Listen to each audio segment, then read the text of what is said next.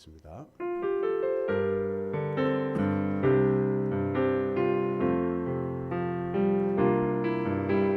나는 하나님을 예배하는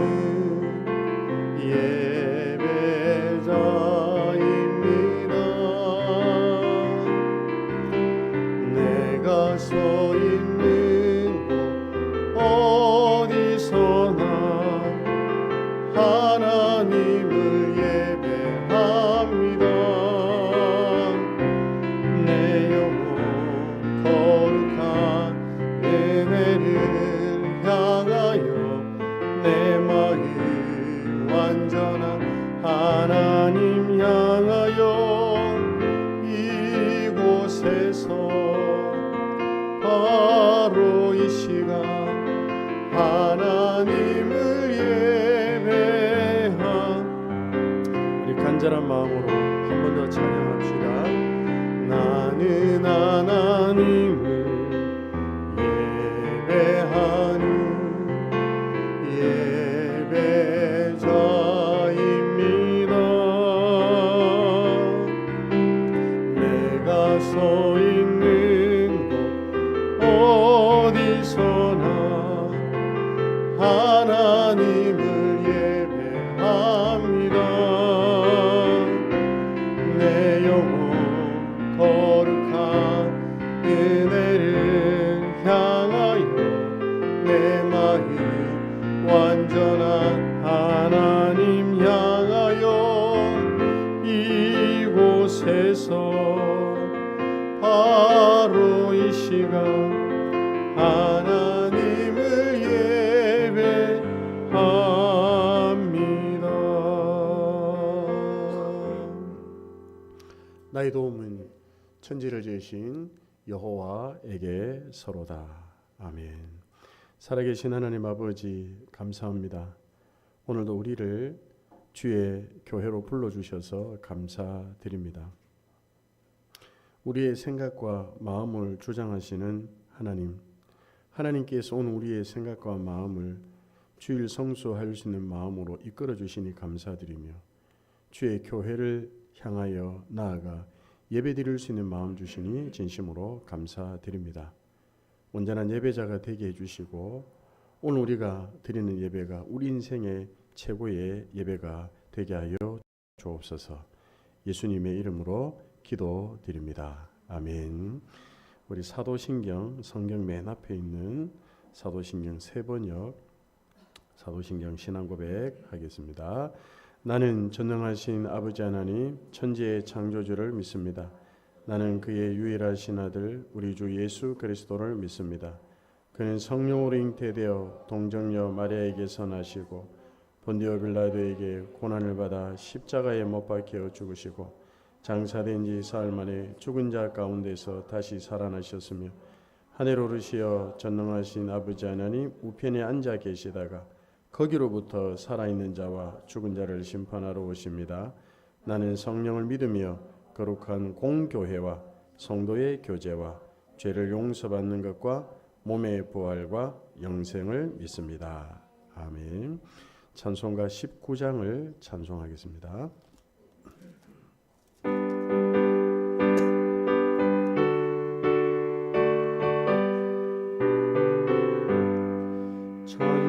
찬송하는 소리서 사람 기뻐하도다. 하늘 아버지의 이름 거룩하도다. 세상 사람 찬양하자. 거룩하신 하나님께 할렐루야 할렐루야 할렐루야 아멘. 하나님의 나라 권세 영원토록 있도다. 하나님의 영광 나라 거룩하도다. 하늘 보좌 계신 주님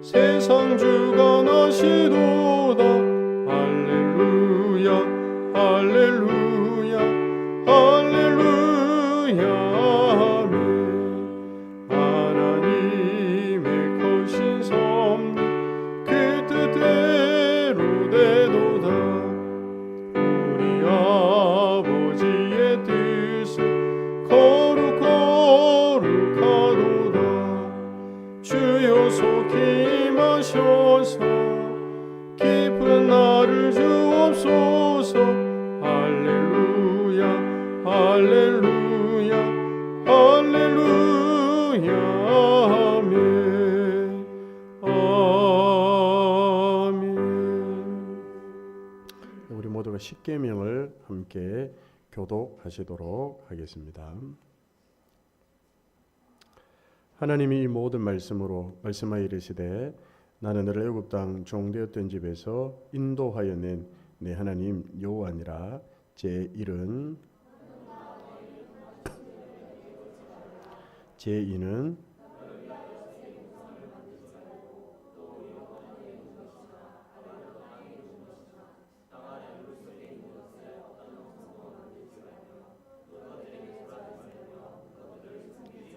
제3은 제4는 제5는 제6은 제7은 제8은 제9는 제10은 예수께서 이르시되 내 마음을 다하고 목숨을 다하고 뜻을 다하여 주 너의 하나님을 사랑하라 하셨으니 이것이 크고 첫째 되는 계명이요 둘째도 그와 같으니 내 이웃을 내 자신같이 사랑하라 하셨으니 이 두 계명이 온 율법과 선지자의 강령이니라. 아멘. 한 주간의 우리의 삶을 한번 돌아보고 또 새로 맞이한 한 주간의 삶을 결단하는 의미에서 우리 다 같이 반주에 맞춰서 공적 회개의 시간을 갖겠습니다.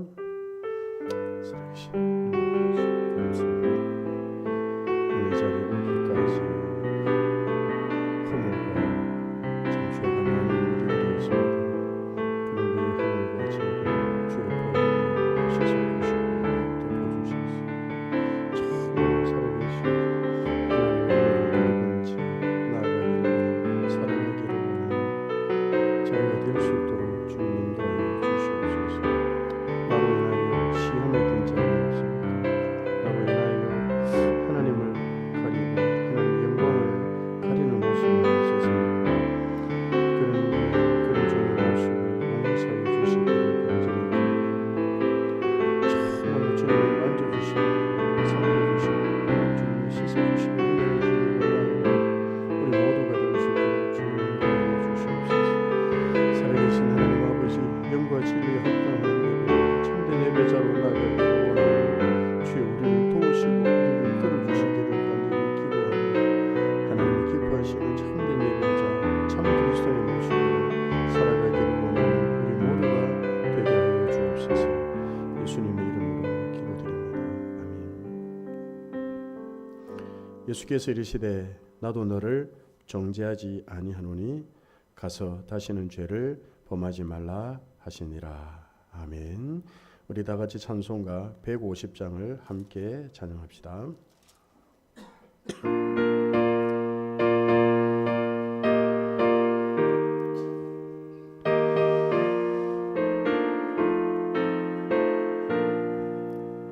갈보리 산 위에 십자가 섰으니 주가 고난을 당한 표라. 험한 십자가를 내가 사랑함은 주가 보혈을 흘림이라. 최후 승리를 얻기까지 주의 십자가 사랑하리. 빛나며 멸류관 받기까지 험한 십자가 붙들겠네. 멸시쳐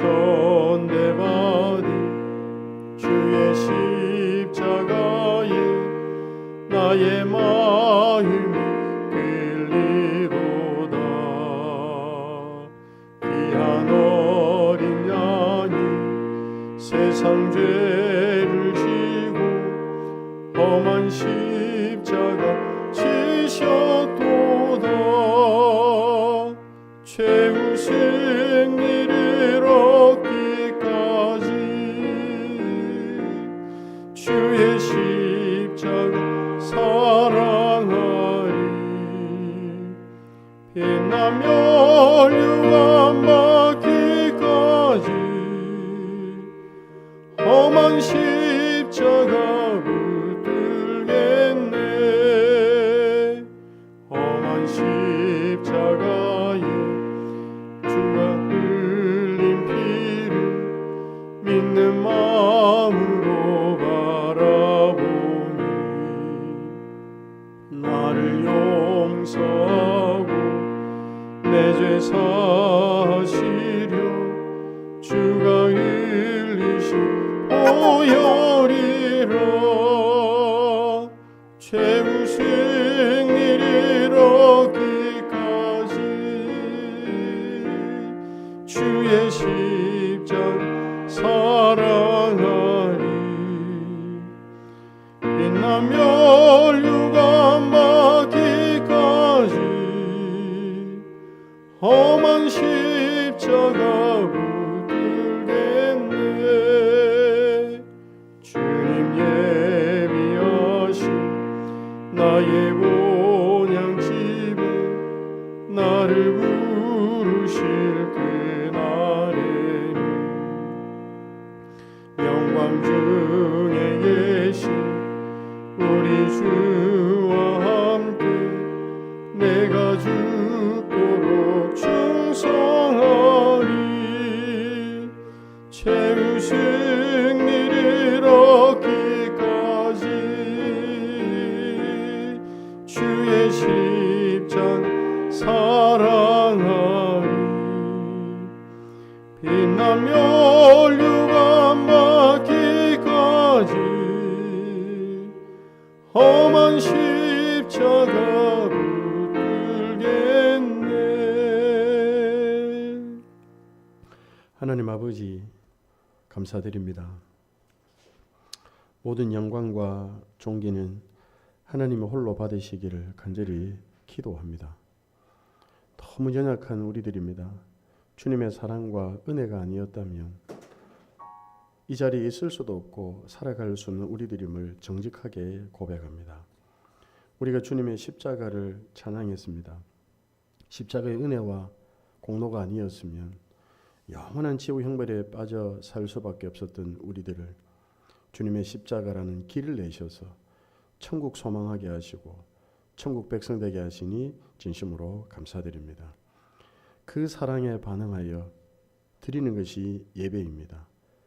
우리에게 부으신 하나님의 사랑이 너무 감사하여 우리도 어떻게 사랑을 하나님 앞에 표할까라고 하나님이 우리에게 정해준 것이 이 예배이오니 이 예배를 통해서 우리를 향한 하나님의 사랑을 한 번 더 확인하기를 원하고 또 하나님에 대한 우리의 사랑도 확인하는 시간이 되게 하여 주셔서 그러나 우리 힘으로가 아니라 성령의 기름 부으심과 능력으로 예배드리기를 원하오니 성령님 우리와 함께하여 주시옵소서. 한 주간 우리의 성도들 너무 많이 수고했습니다.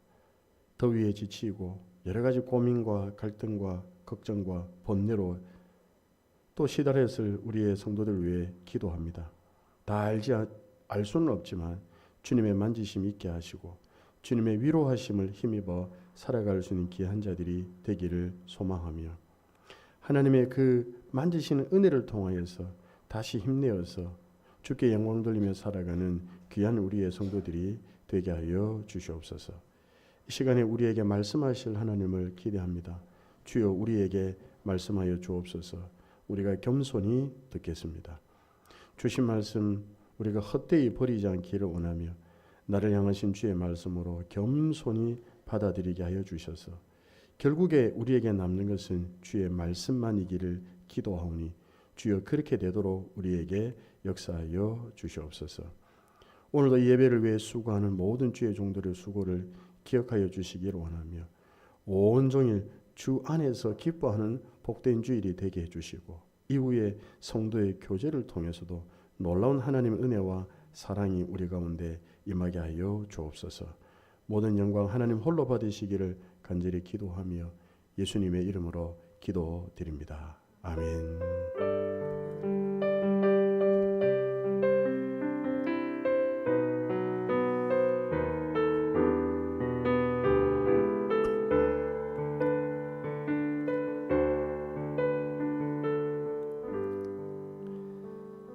오늘 우리가 함께 나눌 말씀입니다. 신약성경 고린도전서 1장 18절 한 절 말씀만 살피도록 하겠습니다.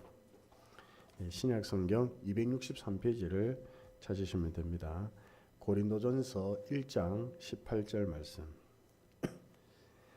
우리 다 찾으셨으면 하나님 말씀을 다 같이 함께 읽도록 하겠습니다. 시작.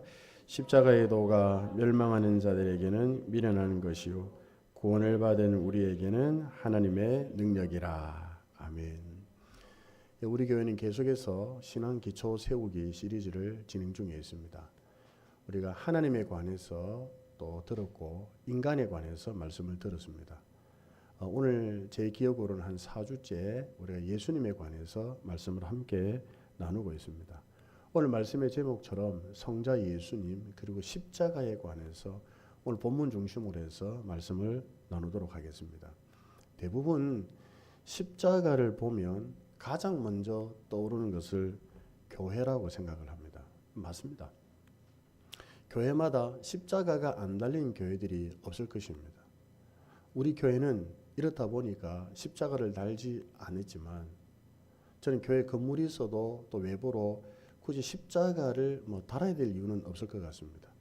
여러분들이 교회 안팎을 쭉 살펴보아도 우리 교회에 있는 유일한 십자가는 제 뒤에 요 십자가 모양 하나가 전부인 것이 우리의 교회입니다. 교회는 반드시 십자가가 달려 있어야 된다라는 또 생각을 하는 분들이 참 많이 있습니다. 꼭 그렇지만은 않다고 생각합니다. 성도 여러분, 십자가를 다는 것보다 더 중요한 것이 있습니다. 십자가의 의미를 제대로 전달하는 것이고 십자가의 의미를 제대로 아는 것이 더 중요합니다. 그래서 저는 서론적으로 왜 우리에게 십자가가 필요한가라고 하는 십자가의 필요성과 그 십자가가 우리에게 주는 최고의 가치가 무엇인가를 서론에서 먼저 다루고자 하는데 십자가의 필요성은 이것입니다. 하나님께서는 저와 여러분을 하나님의 형상과 하나님의 모양대로 창조하신 다음에 너무 기뻐하셨습니다. 그래서 하나님이 말씀하시기를 참 보시기에 좋았더라. 보시기에 심히 좋았더라 라고 할 만큼 하나님의 최고의 작품이 저와 여러분이었습니다. 그런데 그런 인간된 저와 여러분들이 하나님의 말씀을 거역함으로 하나님의 말씀을 불순종함으로 인해서 인간이 타락했습니다. 인간의 타락은 우리를 향한 하나님의 기대가 산산이 무너졌습니다. 인간의 타락은 우리에 대한 하나님의 꿈이 산산이 무너져 버렸습니다. 하지만 하나님은 타락한 인간을 끝까지 사랑하시고 그런 저와 여러분들에게 기회를 주셨습니다. 하나님은 타락한 인간을 회복시키기 위해서 궁극적으로 구상하신 것이 하나 있는데 그게 뭔가 하면 십자가라는 것을 하나님이 미리 구상하셨습니다. 구상하시고 계획하시고 설계하신 것으로 끝나지 아니하시고 그 십자가를 우리에게 주셨습니다. 바꿔 생각해 보면 저와 여러분이 타락하지 않았더라면 십자가는 필요 없다는 말이 됩니다. 저와 여러분들이 본래 하나님의 형상과 모양대로 지음받은 대로 잘 살았다고 한다면 십자가는 우리에게 아무런 의미가 없고 필요가 없습니다. 또다시 이것을 좀 해석하면 그렇기 때문에 십자가는 인간의 타락이 전제되어 있는 것이 십자가라는 사실을 우리에게 교훈해 줍니다. 다시 말해서 저와 여러분의 타락 때문에 십자가가 저와 여러분에게 주어졌습니다. 인간이 타락해서 온전히 회복할 수 있는 오직 한 가지 방법이 십자가입니다. 이게 바로 우리에게 십자가가 필요한 이유입니다. 그러면 그 십자가가 가지는 최고의 가치는 또 무엇이냐라고 한다면 십자가 앞에서 우리의 죄가 발견됩니다. 십자가 앞에서 내가 죄의 영향력 아래 있었구나 라는 사실을 알게 됩니다. 한 걸음 더 나아가서 이 죄의 굴레에서 벗어날 수 있는 힘이 십자가밖에 없구나 라는 사실을 깨닫게 된가 동시에 예수 그리스도의 십자가를 통해서 죄 용서 받을 수 있는 유일한 길은 예수님의 십자가의 은혜밖에 없구나 라는 사실을 깨닫게 되는 것이 십자가를 통해 저와 여러분이 가지는 최고의 가치인 것입니다. 첫 번째는 이것입니다. 구약에 나타난 최초의 십자가 사건입니다. 자, 여러분이 창세기 3장 한번 가보겠습니다. 창세기 3장 15절에 이렇게 기록되어 있습니다. 창세기 3장 15절 제가 읽겠습니다. 내가 너로 여자와 원수가 되게 하고 내 후손도 여자의 후손과 원수가 되게 하리니 여자의 후손은 내 머리를 상하게 할 것이요 너는 그의 발꿈치를 상하게 할 것이니라 하시고.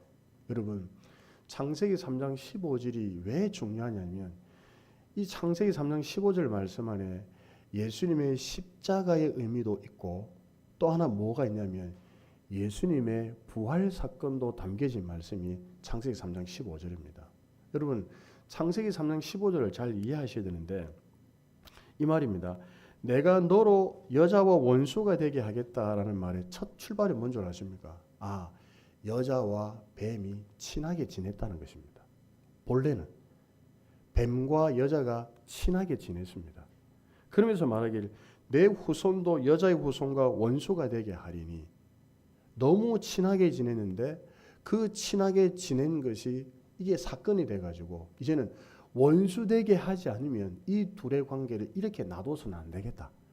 원수가 되게 해야 이 관계가 종식되겠다. 이 관계가 끊기게 되겠다라는 의미가 담긴 것이 창세기 3장 15절의 말씀입니다. 그래서 우리가 그냥 넘어가서는 안 되는 부분들입니다. 아울러서 창세기 3장 15절의 말씀이 성경에 나오는 최초의 십자가 사건입니다. 예수님께서 우리 가운데 오셔서 십자가를 지시고 죽으시고 부활하신 그 사건이 신약에 나타난 그것이 최초의 사건이 아니라 이미 십자가 사건이 구약의 창세기 3장 15절에 이미 예고되었습니다. 제가 앞서 말씀드렸습니다. 하나님은 뱀의 후손과 여자의 후손도 원수가 되게 하겠다고 하십니다. 제가 말씀드렸죠. 이 둘의 관계는 본래 친했기 때문에 하나님께서 이렇게 결단을 내리신 것입니다. 여러분, 후손이라는 말은 이런 뜻입니다. 씨앗 할 때 씨, 후손이라는 말은 씨를 뜻합니다. 그러면 뱀의 씨는 뭐겠습니까? 뱀입니다. 뱀의 씨는 뱀이고 곧 마귀를 뜻합니다. 그러면 여자의 후손, 다시 말해서 여자의 몸에서 날 씨는 뭐냐면 예수 그리스도라는 사실을 창세기 3장 15절에서 말합니다. 제가 사전을 찾아보니까 이 씨라는 게 복수로 되어 있지 않습니다. 씨는 단수로 되어 있습니다. 그래서 제가 궁금했습니다. 왜 이 씨가 성경에서 단수로 이렇게 딱 유일하게 하나로 단수로 표현을 하고 있을까? 그 해답을 갈라디아서 3장 16절에서 찾을 수 있습니다. 자, 우리 성경 좀 찾겠습니다. 갈라디아서 3장 16절. 저 신약에 가시면 갈이라고 되어 있습니다. 고린도 전후서 뒤에 갈라디아서 3장 16절 신약 성경 304페이지에 있습니다. 자, 갈라디아서 3장 16절 찾으셨습니까? 자, 우리 찾으신 분들은 같이 한번 읽어보겠습니다. 시작. 이 약속들은 아브라함과 그 자손에게 말씀하신 것인데 여럿을 가리켜 그 자손들이라 하지 아니하시고 오직 한 사람을 가리켜 내 자손이라 하셨으니 곧 그리스도라. 아멘. 곧 누구라고요? 그리스도다. 그래서 이 여자의 몸에서 날 씨는 딱 유일한 한 분인데 사도 바울이 갈라디아 3장 16절에서 말하기를 그 씨는 곧 예수 그리스도다. 그리스도 한 분이다. 라고 말합니다. 창세기 3장 15절의 말씀은 예수님과 마귀의 싸움이 시작되었음을 알리는 개막 선언과 같습니다. 옛날에는 어릴 때 복싱 선수들이 복싱을 할 때 기억나시죠? 우리 남자 집사님들은 15회전까지 했습니다. 그런데 우리나라의 김득구라는 선수가 15회전을 싸우다가 그 복싱하고 사망을 해버렸습니다. 그때부터 세계 복싱협회에서 이건 너무 가혹하다 해서 3회전을 줄여서 12회전으로 줄였습니다. 지금 12회전을 복싱을 하는데 복싱은 길어봐야 12회전이면 다 끝이 납니다. 그런데 여러분 예수님과 마귀의 싸움은 끝이 없습니다. 계속 싸웁니다. 지금도 영적 전쟁이 계속 일어나고 있습니다. 이것은 우리하고 마귀의 싸움이 아니라 예수님과 마귀의 싸움입니다. 예수님께서 말씀하셨거든요. 이미 너희는 세상을 이겨노라 말씀하셨습니다. 그러면 무슨 말이냐면 우리가 마귀와 싸우는 것이 아니라 예수님께서 우리를 대신해서 마귀와 싸워주는 것입니다. 이 싸움은 계속 되는데 그런데 승부가 나는 싸움입니다. 결국은 누가 이기냐면 오늘 창세기 3장 15절 끝에 보면 이렇게 말씀합니다. 여자의 후손은 너의 머리를 상하게 할 것이다. 너는 그의 발꿈치를 상하게 할 것이다. 너의 머리를 상하게 할 것이다 라고 말하면서 여자의 후손 예수님은 뱀의 머리를 상하게 합니다. 좀 더 구체적으로 말씀드리면 치명상을 입힌다는 것입니다. 여러분 우리 남자분들은 UFC 좀 좋아하지 않습니까? 막 잘 싸우다 맞고 있다가도 한 방을 딱 때렸는데 턱 관절을 맞습니다. 여기를 맞으면 정신을 잃음과 동시에 한 방에 나자빠집니다. 그래서 사람들이 턱을 노리거든요. 맞습니까, 김성근 집사님? 맞다고 해주세요. 여기를 딱 노리 한 방 맞으면 제가 보니까 여기 맞으면 그냥 게임 끝이 나더라고요. 그것처럼 한 방을 딱 강력한 펀치, 결정타를 날려서 머리를 상하게 한다는 뜻입니다. 여러분 그러면 예수님과 마귀의 싸움에 있어서 결정타 한 방이 뭐겠습니까? 예수님께서 우리를 위해서 십자가에 못 박혀 죽는 것입니다. 왜 그렇습니까? 예수님이 죽는 것이 마귀의 승리라고 보는데 예수님이 십자가에 못 박혀 돌아가심으로 인해서 저와 여러분들이 살아났습니다. 유일했던 그 씨였던 예수님께서 죽으심으로 인해서 더 많은 민족과 열방들, 그 민족과 열방 안에 저와 여러분들이 포함되어 있습니다. 그런 우리들이 예수님을 믿게 되었습니다. 그래서 마귀는 예수님이 십자가에 못 박혀 돌아가는 것을 원하지 않았습니다. 그런데 그분이 죽고 그분을 믿음으로 말미암아 더 많이 믿는 자들이 생겨나니까 그래서 마귀가 맞은 그 한 방은 예수님이 십자가에 못 박혀 돌아가시는 그것이었습니다. 그래서 결국은 예수님이 승리하셨습니다. 그래서 우리는 예수님의 이름으로 승리를 선포하면 주님이 그 십자가상에서 승리하셨던 모든 그 승리가 누구의 것이 되냐면 저와 여러분의 것이 됩니다. 그러므로 그 마귀와의 싸움에서 저와 여러분이 승리하려면 이것만 하시면 됩니다. 예수님을 믿기만 하시면 됩니다. 예수님의 그 십자가를 믿기만 하면 됩니다. 발꿈치를 상하게 했다는 의미에 대해서는 제가 다음 주에 설교를 준비하고 있습니다. 이 부분은 예수님과 부활에 관한 연관성이 있기 때문에 제가 다음 주에 이 부분들은 설명을 하도록 하겠습니다. 그러므로 이 첫 번째에 대해서 제가 결론을 좀 내리면 창세기 3장 15절 다시 말해서 성경의 첫 관문을 여는 구약 성경 창세기에서부터 이미 예수님의 십자가 사건은 예고되었다는 사실을 우리에게 말씀해 줍니다. 두 번째, 그리스도와 십자가의 관계입니다. 저는 개인적으로 기독교라는 말보다 저는 그리스도교라는 말을 저는 좀 더 좋아합니다. 그게 좀 더 성경적입니다. 사람들이 기독교라고 이렇게 구분했습니다. 뭐 유교, 불교, 천주교, 기독교. 그래서 많은 종교 중에 하나가 기독교다. 이렇게 생각을 해서 구분합니다. 저는 그리스도교라는 말이 훨씬 더 정체성이 있다고 생각하는데 뭐 기독교라는 말을 사용해도 아무런 문제가 없고 그리스도교라는 말을 사용해도 아무런 문제가 없습니다. 제가 말씀드린 요지는 이것입니다. 기독교에 있어서 십자가는 하늘과 땅을 연결해 주는 구심점 역할을 하는 것이 십자가입니다. 또 하나는 하나님과 인간 사이를 이어주는 구심점 역할을 하는 것이 십자가입니다. 그래서 열 십자를 딱 뒤에 보시면 하나는 하늘을 향하여 있습니다. 또 하나는 옆을 향하여 있습니다. 하나님을 향하여 그리고 사람을 향하여 이게 십자가의 진정한 가치고 십자가의 진정한 의미입니다.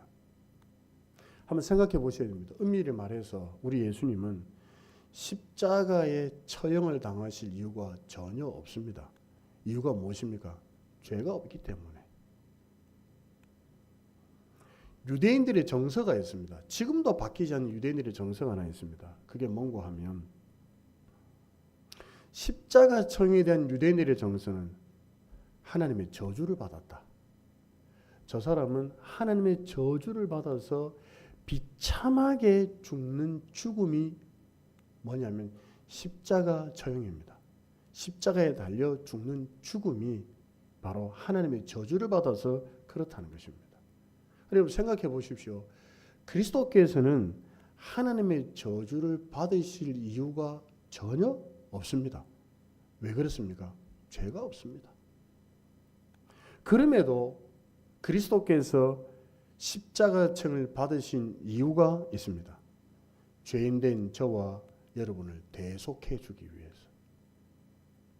죄인된 우리를 위한 대속의 죽음 때문에 예수님께서 십자가 처형을 받으셨습니다. 하나님과 원수되었던 저와 여러분들의 화목을 이루시기 위해서 예수님이 대신 죽으셨습니다. 그러므로 신자된 저와 여러분에게 있어서 십자가는 길입니다. 어떤 길이냐면 죄의 문제를 해결받고 구원받는 길입니다. 하나님께 있어서 원수 관계를 청산하고 화목으로 나아가는 길이 되었습니다. 우리도 부활한다는 부활을 소망함과 함께 다시 오실 예수님을 맞이할 수 있는 길을 열어주신 것이 바로 예수 그리스도의 십자가 은혜와 사랑인 것입니다. 중요한 것은 적용입니다. 제가 앞서 말씀드린 모든 말씀들은 너무 많이 들어왔습니다. 설교에 있어서 참 중요한 게 있다고 한다면 이 말씀이 이런 뜻이구나라는 사실을 이해하는 것도 중요하지만 무엇보다 중요한 것은 그래 이 말씀이 그러면 나하고 무슨 상관이 있느냐. 적용입니다. 말씀을 자기에게 적용을 해야 됩니다. 그러면 예수님의 십자가와 나는 무슨 관계가 있을까? 이런 관계가 있습니다. 자, 우리 성경 한 군데만 더 찾겠습니다. 갈라디아서 2장 20절입니다. 아까 우리 갈하고 찾으셨죠? 예. 갈라디아서 2장 20절입니다. 다 아는 말씀입니다. 우리 천천히 한번 읽어보겠습니다. 신약성경 304페이지 갈라디아서 2장 20절 시작. 내가 그리스도와 함께 십자가에 못 박혔나니 그런즉 이제는 내가 사는 것이 아니요 오직 내 안에 그리스도께서 사시는 것이라. 이제 내가 육체 가운데 사는 것은 나를 사랑하사 나를 위하여 자기 자신을 버리신 하나님의 아들을 믿는 믿음 안에서 사는 것이라. 아멘. 자, 여기 좀 펴놓으시고 이게 예수님의 십자가와 나와의 관계성을 말합니다. 나라고 하는 이 자아가 십자가에 못 박힐 때 우리 안에는 모든 가치관이 바뀜과 동시에 우리가 변화됩니다. 그래서 이 십자가의 의미를 나에게 제대로 적용할 때 내가 나로 사는 것이 아니라 내 안에 계신 예수로 살아가게 되는 변화가 일어나게 됩니다. 자, 따끈따끈한 예화를 제가 하나 하겠습니다. 저는 10년도 넘게 사회인 야구를 하고 있습니다. 어제도 제가 야구를 한 게임 했습니다. 제가 이루수 수비를 봤습니다. 플라이가 쫙 떴는데 제가 잡을 수 있을 것 같았는데 바람이 싹 불면서 그 공을 놓쳤습니다. 그래서 아주 박빙의 게임이었는데 점수를 줬습니다. 그 이닝이 끝났습니다. 벤치로 들어갔습니다. 감독이 저한테 막 뭐라 하는 거예요. 그것도 못 참냐면서 막 뭐라 하는 거예요. 그래 생각해 보십시오.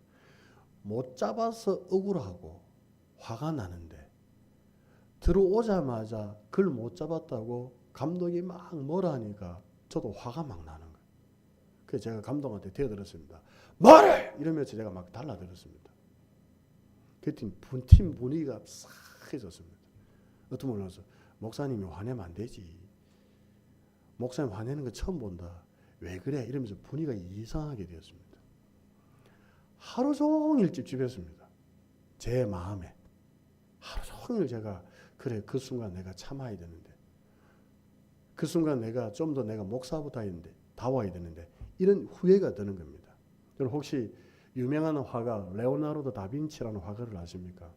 그분이 유명한 이유가 뭐겠습니까? 최후의 만찬이라는 그림을 그린 사람입니다. 예수님과 제자들이 최후의 만찬 그림을 그린 사람입니다.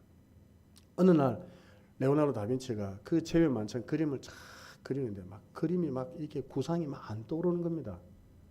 그래서 밖에 나가서 잠시 쉬는 동안에 자기 비서가 자기 화실에 들어가서 그 그림을 좀 손을 댔습니다. 그랬더니 갑자기 비서에게 나와서 화를 펄럭 내면서 이 그림 누가 손냈냐면서 막 소리를 지르고 엄청나게 인격을 무시하면서 야단을 친 겁니다. 근데 이 비서가 어쩔 줄 몰라가지고 죄송합니다 선생님, 죄송합니다 선생님, 저는 선생님을 도와드리고 싶은 마음에서 이렇게 했는데 제가 큰 실수인 것 같습니다. 그러면 그 정도 하면은 더 삭삭해야 되는데 이 다빈치가 이 분을 조절을 못해가지고 막 화를 낸 거예요. 그리고는 화실에 들어가서 그림을 딱 그리는데 최종 못 만나면 중앙에 딱 앉아 계신 예수님을 딱 그리려고 하는데 이 그림이 그려지지 않더래요. 자기 속에 분노가 조절이 안 돼가지고 그림이 도저히 그려지지 않더랍니다. 계속 시간을 한숨만 푹 보시면서 막 붓을 잡고 막 그림을 그리려고 하는데 이 예수님의 그림이 그려지지 않더라는 거예요. 그래서 자기가 잠잠히 기도하면서 진정을 싹 시킨 다음에 밖에 나가서 그 자기 비서에게 용서를 구했답니다. 내가 너무 심했다. 내가 화를 내는 게 아니었는데 내가 너무 미성숙했다. 나를 좀 용서해달라. 하고는 이 스승과 제자 간에 화해가 딱 이루고 난 다음에 진정이 된 다음에 화실에 딱 들어가서 그림을 그리는데 그림이 그렇게 잘 그려지더랍니다. 그렇게 해서 완성된 그림이 뭐냐? 최후의 만찬이라는 그림이 완성이 된 겁니다. 여러분 마찬가지입니다. 제가 따끈따끈한 어제 제가 실제 있었던 그 이야기를 하는 이유가 뭐겠습니까? 여전히 변화되지 못한 나를 발견하는 겁니다. 여전히 미성숙한 자기 자신을 발견하는 것입니다. 그게 뭐라고 화를 버럭 내면서 목사님이 화내시면 안 되지 우스갯소리지만 목사님 화내는 게 처음 보다 이런 이야기를 제가 화를 안 냈으면 들을 이유가 전혀 없는데 그래서 제가 어제 그 감독님한테 전화를 걸었습니다. 감독님 내가 화내서 미안합니다. 와 목사님 화냈어요? 나는 못 들었는데 저보다 그분이 낫더라고요. 그렇게 말해주는. 그러면서 또 한 번에 저의 어떤 미성숙한 모습을 발견하게 되는 것입니다. 여러분 그렇습니다. 오늘 바울이 뭐라고 합니까? 내가 그리스도와 함께 십자가에 못 박히는 내가 그 십자가에 못 박혀야 내가 나로 살지 아니하고 비록 내 육체는 나지만 내 안에 그리스도로 살아가는 것입니다. 그리스도로 살아가면 모든 가치관이 다 바뀝니다. 모든 생각이 다 바뀝니다. 모든 마음 씀씀이가 다 바뀌게 되는 것입니다. 어떻게 바뀌냐면 하나님의 새로운 가치관으로 바뀌게 됩니다. 어제 아내하고 함께 교회를 둘러보면서 청소도 하고 이것저것 이제 준비하려고 교회 왔습니다. 이 건물 주인이신 집사님이 교회 불이 켜져 있으니까 커피 한 잔 탁 들고 올라오셨습니다. 목사님 하고는 이제 반갑게 집사람하고 셋이서 한 30분 정도 식당에서 대화를 나눴습니다. 그럼 이분 이런 이야기를 했습니다. 목사님, 제가 안수 집사인데 제가 우리 교회에서 다음에 장로가 안 되면 마음이 너무 서운할 것 같습니다. 마음에 제가 큰 시험이 올 것 같습니다. 이런 이야기를 하시더라고요. 제가 그랬습니다. 집사님, 모든 생각을 하나님의 뜻의 관점으로 바꿔라. 되게 하시는 분도 하나님이시다. 안 되게 하시는 분도 하나님이시다. 되게 하시면 하나님, 제가 교회를 위해서 또 주의 종을 위해서 열심히 충성하겠습니다. 제가 뭐라 했냐면 만약에 집사님이 장로가 되면 이런 장로가 되라 하면서 이런 말을 했습니다. 하나님, 겸손하게 일하겠습니다. 이렇게 마음을 먹어라. 그런데 잘 되겠지만 안 된다 하면 집사님 이렇게 마음을 생각을 바꿔라. 아직은 내가 부족하구나. 아이고, 여기서 아직은 내가 부족하구나. 아직은 하나님의 뜻이 아니구나 하면서 겸손히 그 뜻을 받아들여라. 모든 가치와 모든 생각을 하나님의 관점으로 바꿔라. 그래야 시험에 들지 않는다. 집사님 한 사람이 시험에 들면 아내도 시험에 들고 가족들도 시험 들고 모든 가족들이 다 시험에 든다. 집사람 한 사람이 어떻게 마음을 먹느냐에 따라서 달라진다. 그러면서 제가 말하기를 하나님의 뜻이 뭔가를 구해라. 제가 그렇게 일러드렸습니다. 여러분, 그 십자가에 죄송합니다. 좀 줄이겠습니다. 그 십자가에 나를 못 박아 죽으면 모든 변화가 그리스도 중심의 변화가 일어납니다. 그럼 그리스도의 중심의 변화가 뭐겠습니까? 이기적으로 살았던 내가 이타적으로 살게 되고 아둥바둥 채우려고 했던 내가 비우게 되고 욕심과 욕구로 살았던 내가 다른 사람을 위해서 희생하게 되는 그런 변화가 일어나게 되는 것입니다. 성도 여러분, 십자가의 능력은 말이 아닙니다. 실제를 이루는 삶입니다. 여러분, 이거 기억하십시오. 십자가의 결국은 죽음을 말하는 것이 아닙니다. 십자가의 결국은 부활을 말하고 있다는 것입니다. 그게 뭐냐면 내가 살면 내가 주 안에서 살아나니까 내가 예수로 사니까 나를 대하는 모든 사람들이 예수님 때문에 살아나게 되는 것입니다. 그리고 살리는 일을 하게 되는 것입니다. 성도 여러분, 저와 여러분을 하나님께서 왜 예수 믿게 하셨습니까? 다른 사람을 예수 믿고 살아나게 하려고 우리를 예수 믿게 하셨습니다. 왜 이곳에 교회를 세우셨습니까?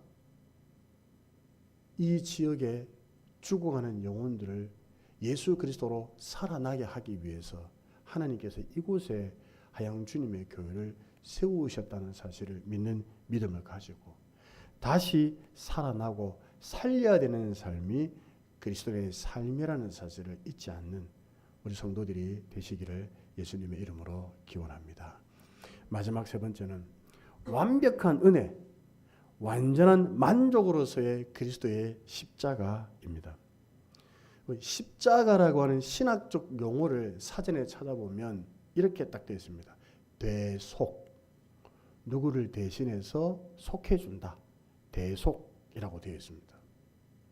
대속이라는 것은 남의 죄를 대신하여 벌을 받고 값을 치르는 것을 대속이라고 합니다. 여러분, 은혜라고 하는 것은 죄를 그냥 눈 감아주는 것이 은혜가 아닙니다.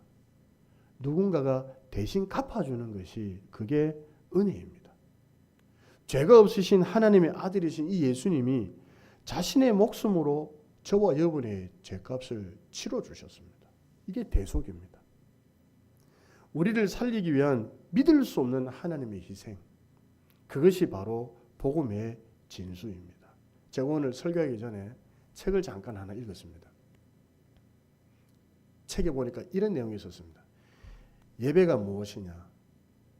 우리를 향한 하나님의 사랑에 대한 반응이 예배이다. 설교가 무엇이냐? 예수님의 십자가에 대해서 재진술해내는 것이 바로 설교다.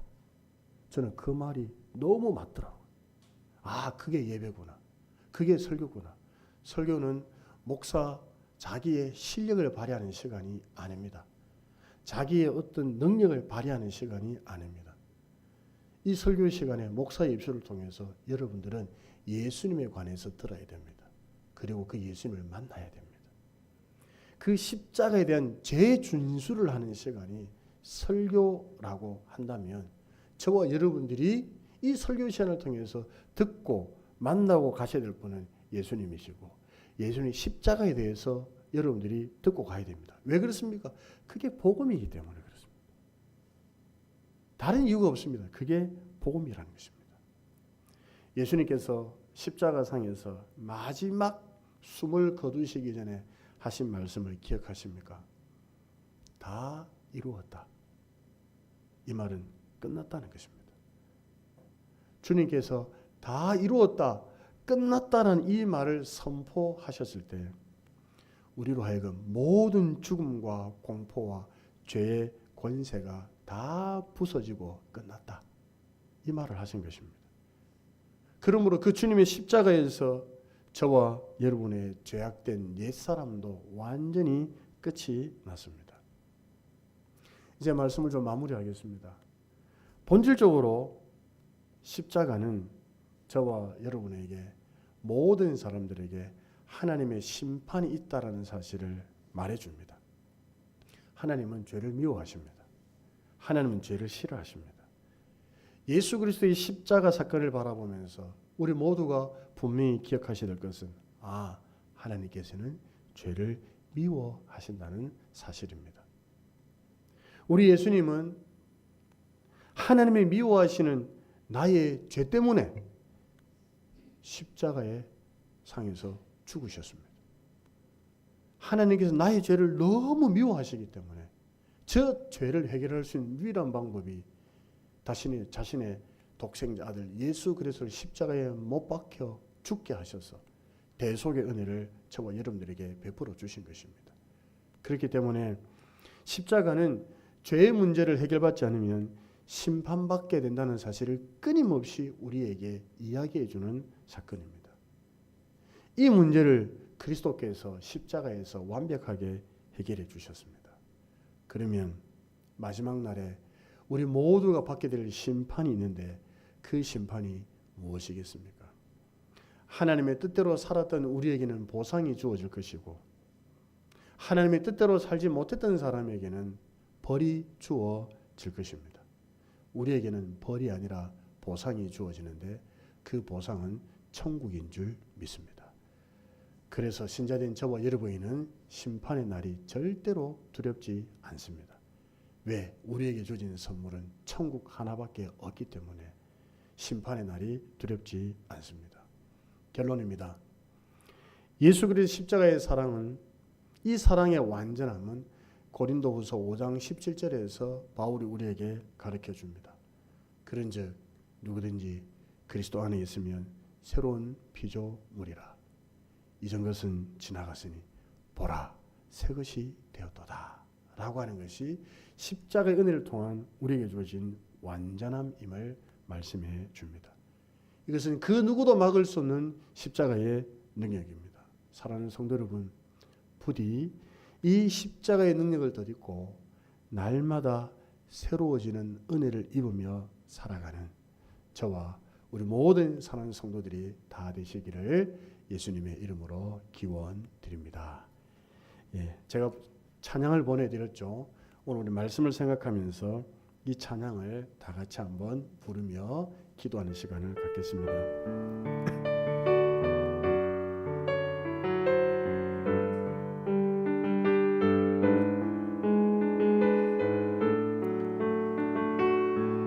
주신 말씀을 한번 떠올리면서 이 찬양을 한번 천천히 찬양합시다. 내가 그리스도와 함께 내가 그리스도와 함께 십자가에 못 박혔나니 그런즉 이제 내가 산 것 아니요 오직 내 안에 예수께서 사신 것이라. 이제 내가 육체 가운데 사는 것은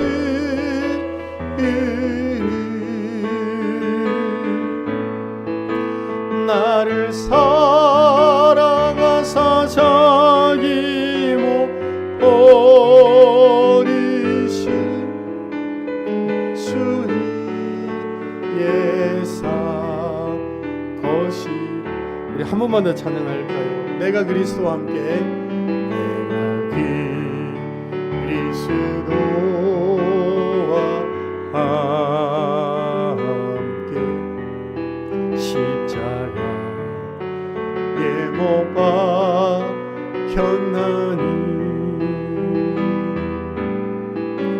그런즉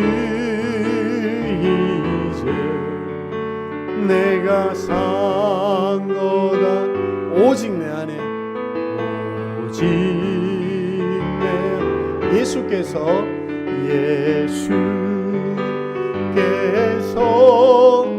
사신 것이라. 이제 내가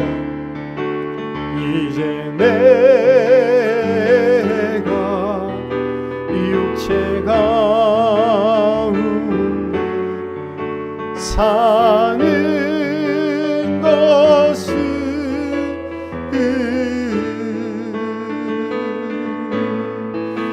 나를 사랑하사 자기 못 버리신 예수 위에 산 것이라. 반주만 해주세요. 한 3분 정도 우리 말씀을 붙들고 한번 기도합시다. 하나님의 아들을 믿는 믿음 안에서 살게 해주시옵소서. 나는 철저히 죽고 내 안에 예수만 살게 해주시옵소서. 그 주님의 십자가 은혜를 날마다 덧입으며 살아가는 내가 되겠습니다.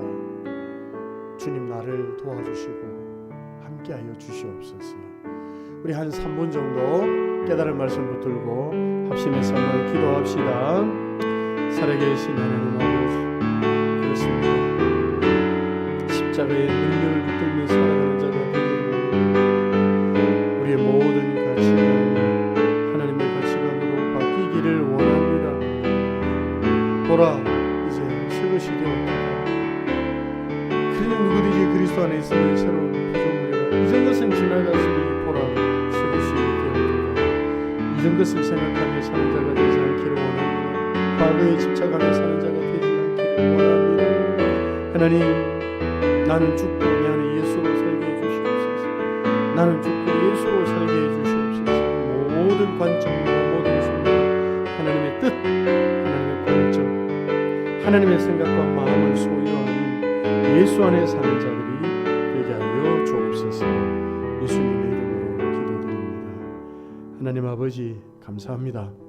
십자가의 능력을 붙들며 사는 자가 되게 해주시고 나로 살지 말고 내 안에 계신 예수 그리스도의 은혜를 힘입어 살아가는 자가 되기를 원하며, 십자가의 결국은 죽음이 아니라 부활이라고 말씀해 주셨습니다. 나도 살고 우리 가족도 살고 내 이웃도 그리스도의 십자가로 살려내는 우리 하영 주님의 교회와 속한 모든 믿음의 권속들이 되게 하여 주옵소서. 예수님의 이름으로 기도드립니다. 아멘. 찬송가 500장 함께 찬양합시다.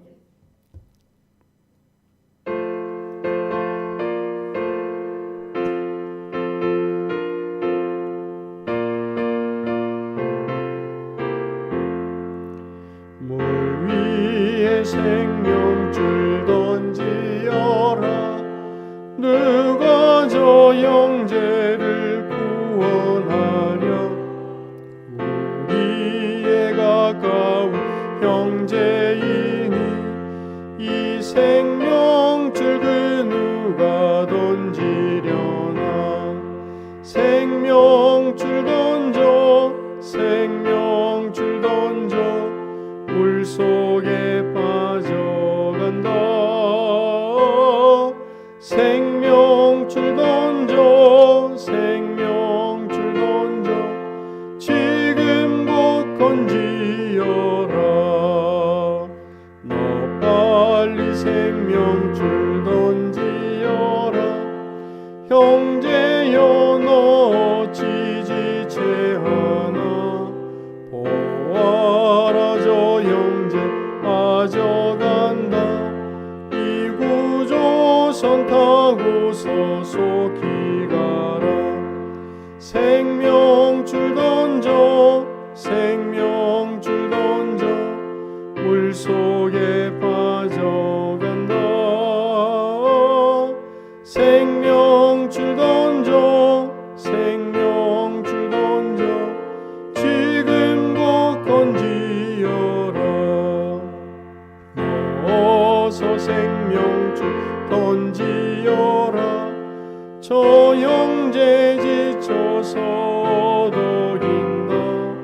시험과 근심 거센 풍파 저 형제를 입술로 몰아간다.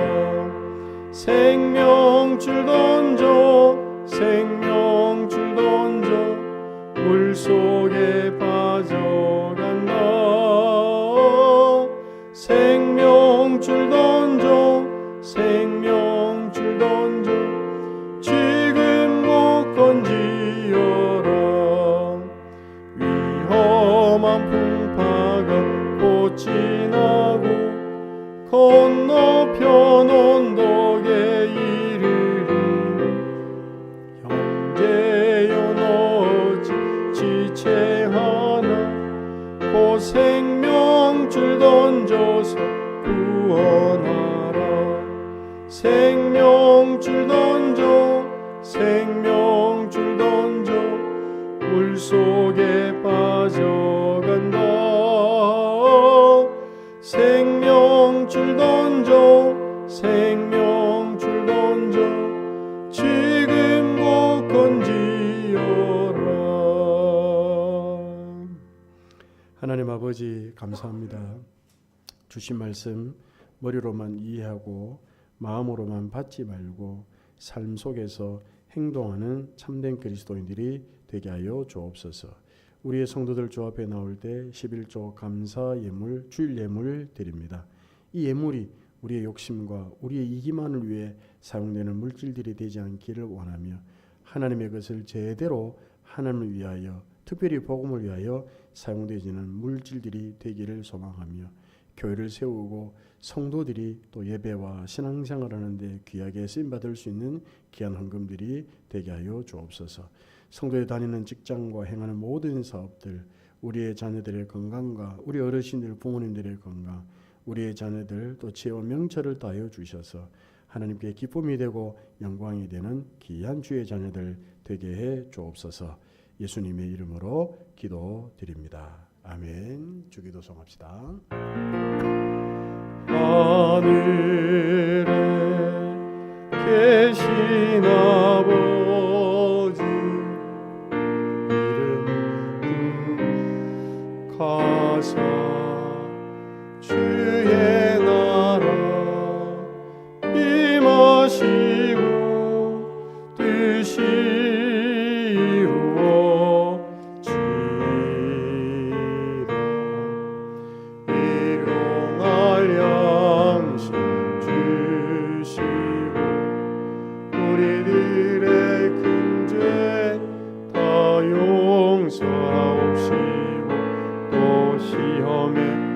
마시고 아에서 구원하소서.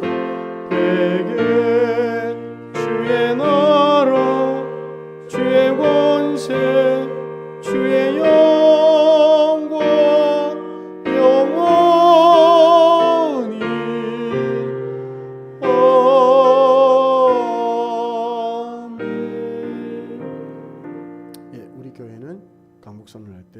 목사와 모든 성도들이 눈을 뜨고 하나님의 복을 받습니다.